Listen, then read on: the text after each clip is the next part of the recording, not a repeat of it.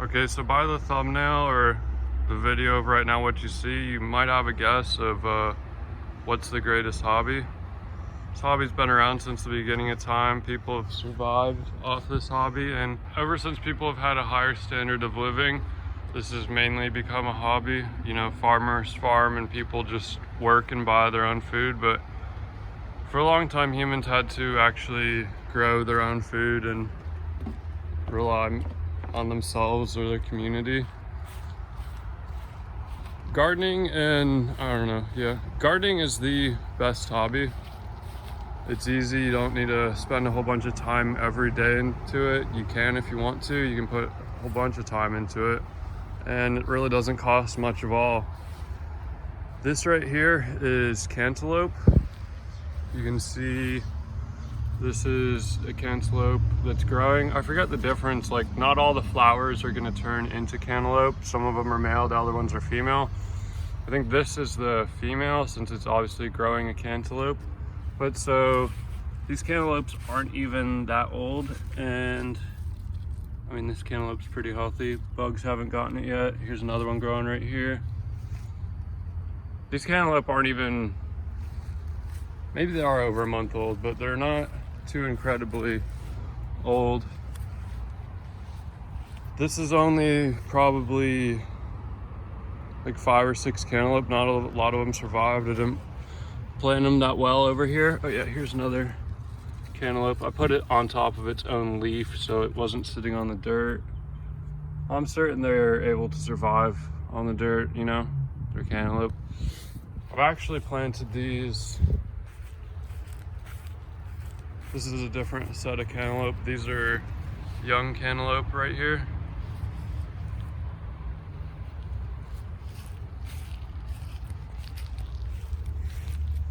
So I planted 4 sets of cantaloupe right here. This whole area is just gonna turn into what's basically over there, just cantaloupe. It's gonna look nice. I like the way the flowers look.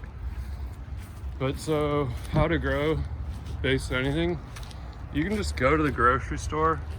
Again, these are cantaloupe, but I mean, this is a lot of cantaloupe. Not all these are gonna survive. The strong ones are gonna survive, which is good. But this right here, I literally just planted a whole cantaloupe. A couple birds found the seeds. Basically, you can just open up a cantaloupe or any fruit that has seeds, and you can just stick them in the ground. Cantaloupe's easy because, I mean, cantaloupe's cheap, so you can't really mess it up. And buying one cantaloupe at the store, you can eat it, and then you can just, you know, dig a little trench or a couple holes, throw the seeds in it, and you're pretty much bound to get something out of it. But so, I mean, last year I was growing cantaloupe. I thought it was pretty fun. I had a whole nice setup. I might throw some pictures in right here.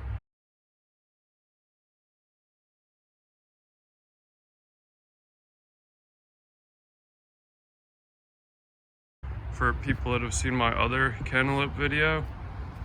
But yeah, I found that fun last year. But so then I discovered trees were way more fun because they're way more long-term. And yeah, this right here is an apple tree. It's coming up on 2 years old. I mean, it's basically like a year and a half old or something. It's really not that old, and it's almost as tall as me. But I mean, if you want to say that this is ground level, it's, I don't know, 3.5, 4 feet tall, so it's not really actually as tall as me. This is my other oldest tree right here. This is an avocado. Avocados are hard to grow, but it's the same concept. You can just buy an avocado at the store and it will grow into a tree. Avocados take long to germinate. And this tree was actually indoors, but I don't know. I don't really want any more plants indoors anymore. But so let's talk about germination techniques for one sec. All right, so right here is my germination tray. I don't know what you'd actually call it. This is just what I keep indoors, like next to the sink or in a cabinet or something. Each one of these bags is a different This is apple. Each one of these is a different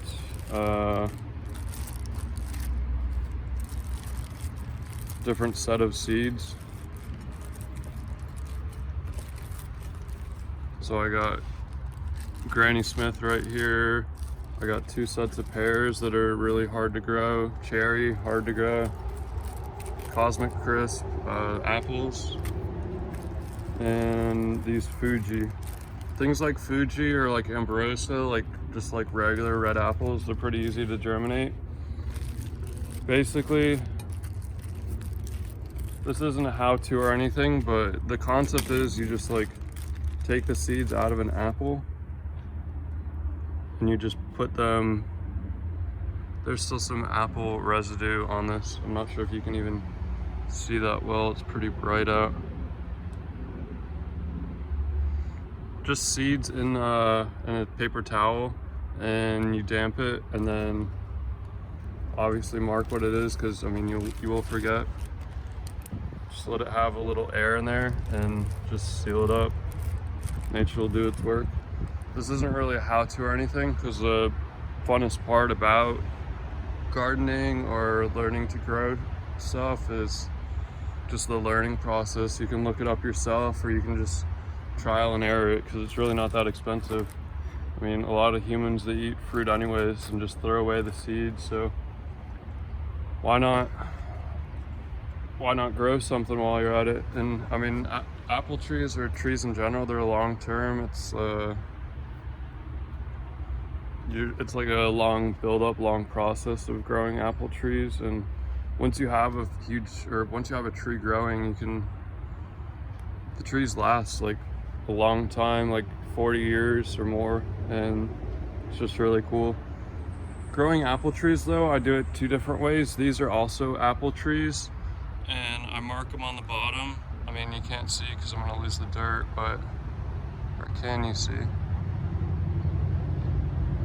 Yeah, it doesn't matter, but I mark on the bottom of these little pots what they are. So these are Golden Delicious, and I'm not sure if you can see. Yeah, you can see there's a little seed sprouting out of the ground. These right here are Honeycrisp. All right, let me take a pause here to explain something. I put 7 seeds in here, so there's like 7. All right, so the setup is basically like this. I got 6 going around the outside and 1 in the center, and basically I just wait for the seeds to grow.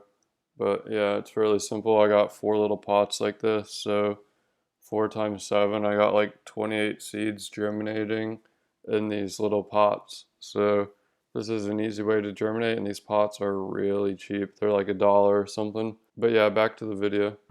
So the reason I put seeds in a little pot and then have them grow is because when you germinate them in a pot or on a tray, the seeds don't know really what's up or like where's the sun or what's going on, so they like just grow squiggly, and when you plant them, it's harder for the roots to then like want to go down or catch. Like sometimes if you're straightening out the roots so you can plant them, the roots will break off and they can get stunted or just die entirely.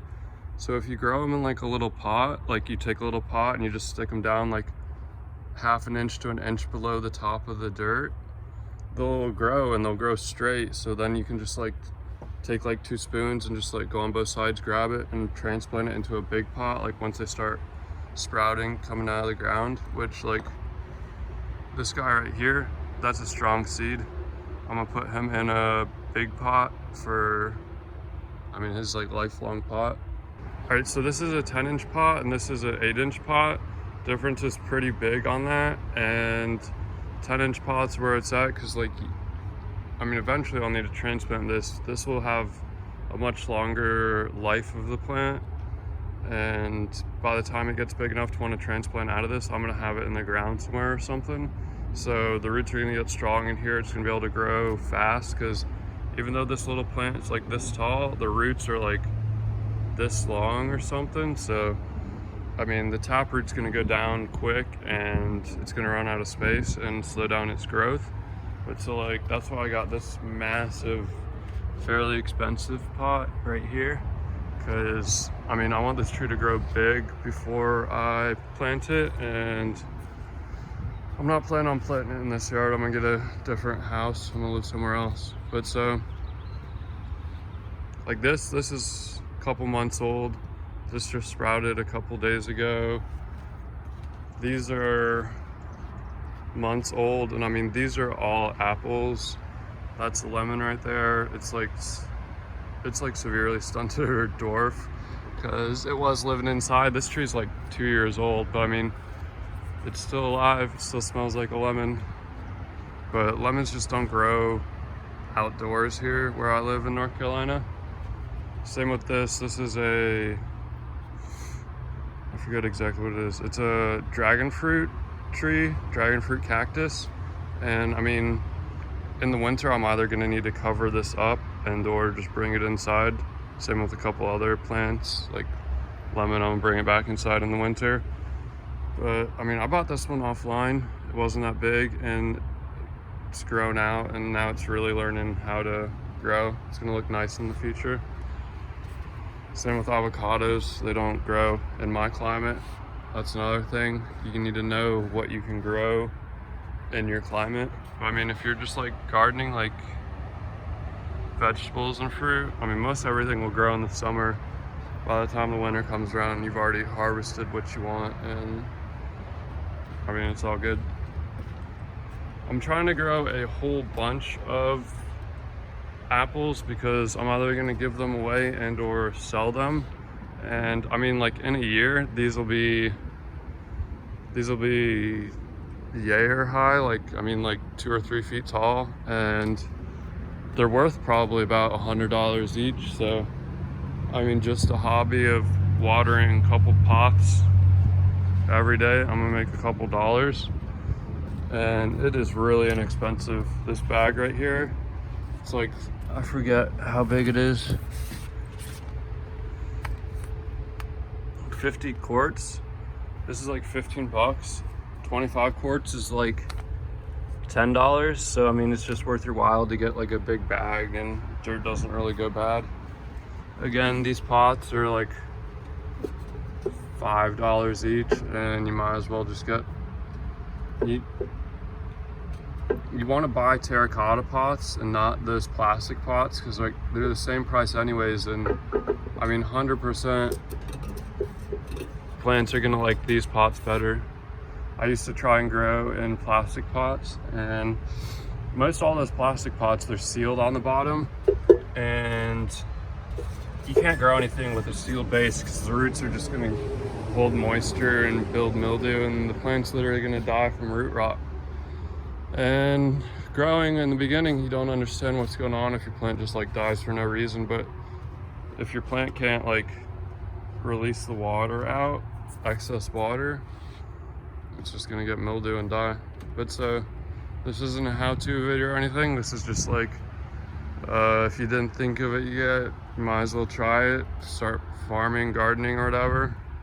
And it's pretty hard not to enjoy it. I mean, if you really suck at it, you can not enjoy it because nothing will happen and you'll just grow dead plants. But I mean, yeah, you need to water these probably once a day, but like a bigger plant like this, it can go a couple days. So once you get into it, it's not really an everyday thing, but sort of is. And it really only takes minutes a day. You can spend like 5 minutes before work, or after work you can spend a couple minutes watering your plants, but more likely you should water your plants in the beginning of the day. But yeah, get on it, have fun. Again, this wasn't a how-to, but this is just check it out. Have a good day.